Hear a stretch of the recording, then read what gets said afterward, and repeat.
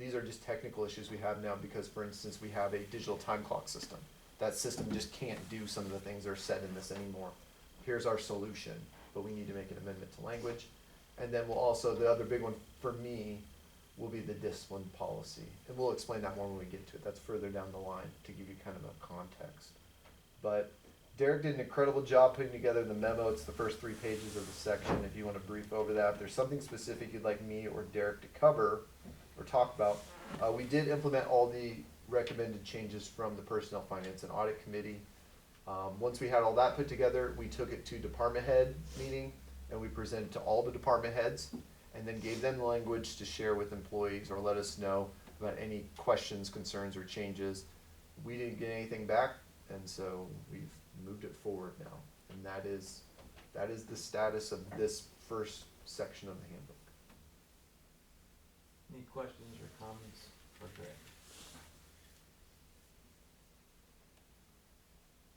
Quite a task. Yeah. Well, like I give full credit to Jerry Pigsley, to Bonnie, to Derek. There's a lot of mornings of me and Derek just sitting in there yelling about whether it should be a duh or a this or that or whatever, Really? trying to make sure it's right. But it is important. Our employees look at it. It is our guide. And so we want to make sure that we have that set. And it just needs, just like everything else, these things need to be reviewed on the reg and updated, not wait 10, 12, 15 years for some of these sections. And so this will give us a nice starting point. We know everything was looked at. And then you can also take it in more manageable chunks. So. And one benefit about being proactive is otherwise the only time you read some of the obscure sections is when something bad happens, and then it's too late to fix it, and it doesn't fit, and you have a bigger problem trying to address something that you would want to address, but it may not technically fit the existing code because it hasn't been updated. So that's one of the advantages of being proactive. Any other questions or comments? Otherwise, I'd entertain a motion. Make a motion to accept the changes and report. Second. We have a motion and a second. Moved by Coulterman, second by Camper. Is further discussion? Seeing none, please register your votes. Please display the votes. Voting in favor: Wilkin, Camphor, Coulterman, Singleton, Streisand, Hendricks. Alright, motion carries. Item number 6, discussion on downtown sidewalks and replacement of ornamental bricks. Greg. Oh man, we went round and round on this one. I have with me Street Superintendent Bob Myers, City Engineer Mike Onaby, and Building and Code Enforcement Zoning Administrator Tim Dworak. Our team has had numerous discussions. I've had these guys chase down tons of information. And ultimately what we determined was in regards to specifically the ornamental brick. That's our big issue. And unfortunately, downtown property owners can't fix just general sidewalk issues when they don't know what to do with the brick. And so we went back and tried to find the brick. And what we ultimately learned, I think the original brick came from Yankee Hill in Lincoln. And unfortunately, what we found out was the only brick they have available is not the same size anymore. It is almost a 1/4 of an inch difference in 2 different dimensions, but specifically the height, as you can see there. I'm doing a great job holding that, but also in the length. These cannot be laid in or if we had laid them differently in some way, we may have been able to interlace them, but with the way that they're weaved, these will not work. That is correct, gentlemen, right? So we cannot utilize any of this brick anymore. There is no other one. Even to get a stamping thing that we were looking we did. Well, what we wanted to do is we were trying to figure out what our solution was. Because Sorry. our concern was that, as you remember the discussion, we talked about doing stamped or just filling in with concrete completely and just being done with it and just go put it back. But one of the biggest concerns was the patchwork. You will have one business front go in, repair their sidewalk, put in stamped concrete, and then the very next one will be different. And so it would just turn into a patchwork across every downtown area. And so we were like, we can't do that. That's gonna look really bad and it's not ideal for what I think the expectations of everybody was. And Mike talked about before, having something designed there helps with the cars that are parking, cause they're gonna overhang, and it keeps people from walking right up along the street. Wasn't that part of your comment? It's a buffer, so Yeah. it's supposed to be minimum 2 feet, keep people from walking adjacent to the sidewalk or street. So there is a functional safety component to having something along the curbing to keep people away from the street. Unfortunately for us, Mike hit it on the nose too. You want 2 feet. This ornamental brick is 16 inches, correct? Correct. From back of curb to our current concrete. So I'm guessing that you have a plan. We do. So what we came up with ultimately, we recognized that in front of Muri and Second Closet, that is pretty much the most destroyed, or the area where we don't even have the bricks anymore. I think Luann's tried to collect as many as she can and hide them away for us. But for the most part, that is the biggest problem of all of the current ones. And so what we came up with is essentially a pilot project. What we're gonna do and recommend is going through and removing all of the bricks on the north side of the square, on the north side of that block. We're gonna salvage all of the bricks that remain that are still salvageable. And there's a good chunk of them, correct, Bob? Yes. So they'll go through, the street department is gonna do this, they'll go through and salvage all of them and put them away, most likely down in the horseshoe or in our building down there. Well, magically now, we suddenly have bricks that work again. We're gonna go through and we're gonna do stamped concrete, very similar in color to the current brick. Bob was able to identify that color tone, and they can create it.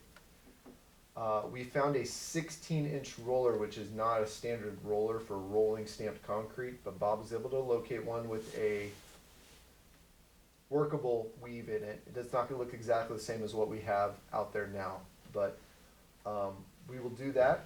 We will roll the whole thing, and then also, if you didn't know, I didn't know this, I never knew what was under the brick, how it interlaid. The last panel adjacent to the back of curb is actually poured as one entire piece, and it angles down, and then the ornamental brick is sitting on top of it. Well, I can't pour this much stamped concrete. And so Bob's crew will also go through on that block, and they will saw cut it. Luckily, with it teetering in, they can kind of be safe and cut more in at the angle on that. And they're gonna cut that section, that 16-inch section out. And then they'll come in and pour a full, it actually gets thicker. Is it 4 inches or 6 inches closer to the building? It's more towards the street than. And it widens out towards the street, so it's actually closer to 8 inches thick when you get to the street and back of curb. And so they'll go in and remove all that. They'll have to use a smaller bucket and a smaller system of excavating that out once they start breaking it out. And then they'll go back through and lay that brick. You'll all get an opportunity to see it then. And if we decide, yeah, we really don't like this, we're not doing this again, then we'll work on a new solution. If we do like it, we'll be able to utilize the salvage brick to fix a lot of the small sections that are left. If somebody comes in and says, hey, Schaefer or somebody's coming over, they're gonna redo my sidewalk, I got 7 bricks that need to be replaced. We made bricks and also when we're doing, we hope they don't. But I've got 7 bricks that are all broke out. When they lift that up, they're all gonna fall apart and fall out. And we'll go, okay, we'll give your contractor 7 of our salvaged bricks and they can fix that. And then they can also go through and just fix the bricks if that's all they need to fix. But now we've got bricks to elongate the ornamental brick issues that we have and try to slowly roll this out. We estimated, not counting labor, but just all in costs, we thought a little over 4,000 now. I know it had gone up because the cost with the colored concrete is more than we thought. Yes, What did you think the final number would be for a whole block? probably closer to 5, but colored concrete's really expensive and it's went up, their concrete went up quite a bit this year again, it's like now. Our other plan, just specifically for this block, because we're in there doing it, it's more efficient for us to take care of the whole thing. We will also, because we'll have to do some other work to get this to set, we're also gonna pour in any of the broke out panels where they have the caving in or they've, I'm gonna be honest with you, it's because of maintenance. It's probably from de-icers and things like that, that they've created those valleys. We're gonna go in and we will replace those broken panels along the north block. the concrete, we'll ask that the concrete be paid by the property owner, cause they would pay that anyways. But we're doing the work, we're gonna be in there, and we'll set all those so they're properly set, and then we'll come back in and pour the final, cause we need those to be done to put that concrete in the valley in the 16 inch.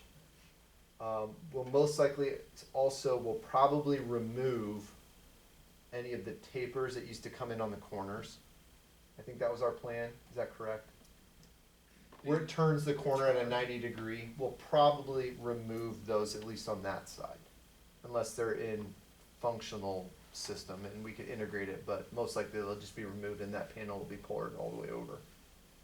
But that's our solution. We think it elongates the ornamental brick everywhere else since we do not have these bricks available at all. Even these ones, how many did they say they had?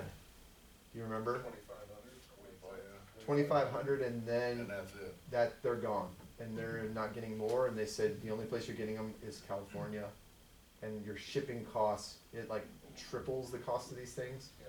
So it's like $9 a brick or $3 something. $4 a brick. $4 a brick per brick. So it's, oh, go ahead. Greg, going forward on other sections of the other blocks, what will be the tipping point, so to speak, criteria when you decide to do the same thing, like rip them all out? We'll probably Versus fixing it like that. we'll probably weigh it based on maintenance. I'll just give you an example that's different from a lot of other ones because it's adjacent to the highway, is the North Jones Bank block. Because we keep saying, hey, we're gonna talk to people about maintenance and we're gonna start recommending certain de-icers, especially gravel. I mean, I guarantee if you have concrete that is degrading, that is, either you got bad concrete, that's one possibility, but most likely it's just because of the infusion, because that's where those things are getting in. And that's what's breaking down the concrete. Over there, we're the main culprit because we keep taking our road salt and everything else that's being put on the highway, and then we just keep shoving it up there over and over. And that's a really aggressive, that's why you don't put it on concrete until it's been cured for years. And so that's a block where we may say, this might hold up better as fully concrete. And Bob thought with his labor that they could potentially knock up to 3 of these a year out. But we want to see the first one first, because if you guys see the first one and you're like, don't do that again, that just doesn't it's not aesthetically pleasing or something else. We don't want to line up to do 50 of them and then you got 50 you don't like. So we'll take a look at it, but we think we could do 3 whole blocks a year and still do our other projects in the summer or in the normal construction. And then we'll just identify, we'll just say this one has the most degradation, this one has the most problems, it would benefit from this. And like the Jones Bank is different because it's one property owner. So you're talking to one person as to what you wanna do. Some of these get a little bit more complicated when you have multiple, cause obviously, we don't wanna do something, we don't want business owners to feel like they're being forced to participate or that something's being required of them. But, they have now 2 options more or less. You can either do the stamped concrete or we can use these that we recycle and replace. But those would just be one-on-one conversations that the administration would have with those property owners to see what it is that they wanna do. But I know right now they're asking for guidance because they wanna do something. This eliminates, we were always stumbling over the patchwork. Yeah. This plan, I believe, for now, will eliminate the possibility of patchwork issues, where somebody's gonna have just concrete, somebody's gonna have stamped concrete, somebody's gonna have brick, and other people are just completely baffled and confused because we can't give them guidance. And the Now that we'll have enough bricks, we can just give them the bricks, here, take them. And these sidewalks are so, each block is so far apart. It's not like you're gonna be standing on one and be like, God, this totally clashes. It's not like paint color in a house where the walls have to complement each other. It's so far away that for the most part, no one's gonna even notice a difference, assuming that it's done right. Just out of curiosity, where does the property line lie on those sidewalks? Is it at the building or at It's the curb? in most areas downtown, it's right at the building. The Right. property line Okay. touches the building. They had different zoning in the 1800s. Setbacks are a little different. It's always my fun time to remind you that Jackson Street has 100-foot right of way. And so it's literally the side of this building and then the side of Fastmark is all right of way. It's massive. The big, they needed a lot of room back then. Those horses were wild. The thing that came out of the horses. Right. On that note, Matt. Sorry to digress. So unless we have money in the budget, we can do this. Bob's already said Sounds that great. they can implement it. So unless somebody sees a problem or issue, that's the route we'll move forward with. And I would like to have a motion just to I make a approve the motion plan. to approve the plan and move forward. Second that. We have a motion by Coulterman, seconded by Streisand. Any further discussion? Seeing none, please register your votes. Please display the votes.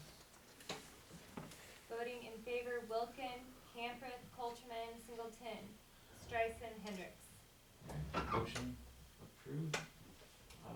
City Administrator's report.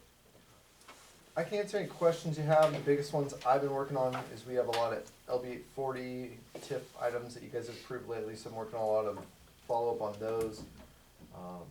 Just regular meetings. I have to ask, what is the ice drilling? No.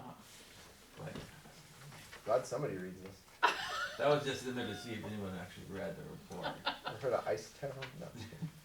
No. It is a research project that is being looked at for the missile So silo. they're gonna, what, drill through the missile silo all No, the no, way no, to no, no. Arctic or what? No. It allows them, the silo's still there, and this allows them to bring in different drills that they would utilize to do Arctic and Antarctic drilling. And practice? And practice and see how the systems work, because they have to haul all that in. It has a lot of space above it too, and they basically, when they demonstrated it to me, they showed me, they would be able to set up their entire Antarctic camp at that location, and then implement building the drill on site, because they have to haul everything in and haul it all back out when they leave, set it all up and then test it, and they're able to create ice columns in there and then drill through it and practice and research and see what happens, so that when they get down there, they know what's gonna take place, rather than go down there, find out your drill broke, and then you're waste all that money going down there for nothing. I didn't know that UNL had an ice drilling program, but good to know. We said they should go talk to their county commissioner about that. Yes. But they wanted to inform me. Is that pretty much it? Is that a good? Incoming. I'm sorry, what? Did you get visited by them too, Daryl? Yeah, we had a big presentation and you have outlined it correctly. I was thinking they were actually gonna drill. Yes, that's what I thought We started too. talking about how we're gonna build these ice columns, set up our equipment, and all this is a practice run. Yeah. I'm like, okay, sure money. One of the other things they do want to do is, obviously they're looking at everything to be multi-purpose. If you just set that up for research purposes, it's not the most effective use. And so one of the other things, they have a lot of various ideas, but one of the other things is looking at making it essentially a tourist stop and utilizing the silo as a Cold War museum, similar to the National Guard Museum. The old command center is still in there. Who knew? And so you can walk down the tunnel away from the silo underground, and where the command staff sat and stuff is all in there. And so they would utilize that, and then portions of the different bays. I heard there's a lot of water in it. I didn't know that. And they came at the right time because the highway superintendent was just on the verge of starting to fill those silos with sand. So Good timing. Okay, thank you. I was just it was a presentation that came to my office wildly kind of out of curious. nowhere. I had This no is- clue what it was. I was this like, is I'm very intrigued. interesting. Okay, But fair enough. that's what that is. Okay. What'd you come out with the road over here that Alyssa brought up last time? About us undermining over there by the, Bob Yeah. Myers, What's that? Lincoln Street. Took a look at Lincoln. Yep. Yeah, so it's been, that was, out, Lincoln at the county line, where it's broken, and that was, So we'll either need to do it as patchwork later in the year when we get to that point, but we let Bob know after the meeting, and so we'll go out and try to make a determination about when we can get in and start making repairs. it's actually been broken for many years. Yeah, it's just gotten really bad here recently. One of the other reasons was that we had contractors in town that were taking equipment down that way, and I've seen it myself, that you're not supposed to be driving on our streets. So, is that accurate, Bob? That's pretty accurate. And so driving halfway on the right of on the median, you know, off in the grass, and then halfway on the roadway, and I've seen it myself numerous times and had to call PD about it. So, That's like Russian roulette, driving against death on that side of the road. mhm. That's awesome. But you shouldn't be driving anywhere down there on that thing. You should be putting it on a trailer and hauling your gigantic equipment on a trailer. But sometimes people don't engage their brain. I mean, I don't know what else to say. But we've allowed that in other parts of the city before too. Well, I've seen them do it on our brick roadways too. It's not, there's a reason the law says you can't do that. Yeah. And so I've had to call the PD a number of times because I'm like, I can't watch the brand new laid North Columbia get completely ripped apart because of that. So that was another issue. So, I do remember it, yeah. Any other questions or comments for I Greg? remember hearing about I would entertain a motion to accept the report. So Second. We have a motion by Singleton, seconded by Wilkin. Any further discussion? Seeing none, please register your votes. more, right? More. Please display the votes. Voting in favor, Wilkin, Campereth, Colterman, Singleton, Strice, and Hendricks. Motion carries. Any future requests for council agenda items or administrative action? Nope, I don't have anything. Seeing none. Greg, do we have the announcement of upcoming events? we do. I bet sure it Let me, Jonathan is not with us. He had to head to another meeting. And so I will. You do this so well, man. Yeah, I should give it aren't back you to gonna do your Jonathan Oh, voice? come on, you gotta do it, Mayor. Jonathan apologizes that he couldn't Oh. attend to provide this report. Tonight he's attending the Goner Village Trustees meeting to introduce Beck's hybrids to their local leaders. Beck's will be occupying and expanding on their former Syngenta seed location south of Interstate 80, just off of the Goner exit. If you don't know much about their company, they're the largest family-owned retail seed company and the third largest seed brand in the United States. We're excited for them to grow in Nebraska, and specifically Seward County. Last night, SCCDP held their annual awards banquet to celebrate the accomplishment of SCCDP's members, business leaders, and citizens in Seward County. The award winners will be featured in an upcoming edition of the Seward County Independent and via social media in the near future.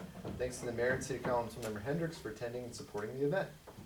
The City of Seward, Southeast Nebraska Development District, State Historic Preservation Office, and SCCDP will be hosting a Seward Downtown Revitalization Application Information Meeting on Thursday, February 17th at 6 p.m. in the basement of Seward Memorial Library. Welcome to join us to learn more about how we'll use these grant dollars. The next SCCDP board meeting is scheduled for Monday, February 21st in Goner at Shea Bubba Cafe. Thanks to Councilmember Beck for her continued active participation on the board to represent the city of Seward. SCDP is continuing to facilitate Zoom meetings on the last Thursday of each month at 1 p.m. about COVID-19 updates with Four Corners Health Department and other community sector partners. This month will be held on February 24th at 1. Jonathan is passing on a special request. We have Jimmy John's restaurant starting on March 1st in the former Fly Dog space next to Cattle Bank.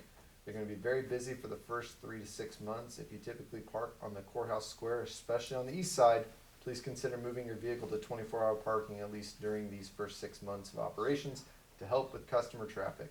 Thanks for considering this request from the owner of Jimmy John's. He's very excited to open in historic downtown Seward. That is it. All right, thank you, Jonathan. Is there a motion to adjourn? So moved. A motion and a second. Please register your votes. Does everybody want to vote? All right, please display the votes. Voting in favor, Wilkin, Campereth, Colterman, Singleton, Strice, and Hendricks. Motion carries. Thank you and have a good night.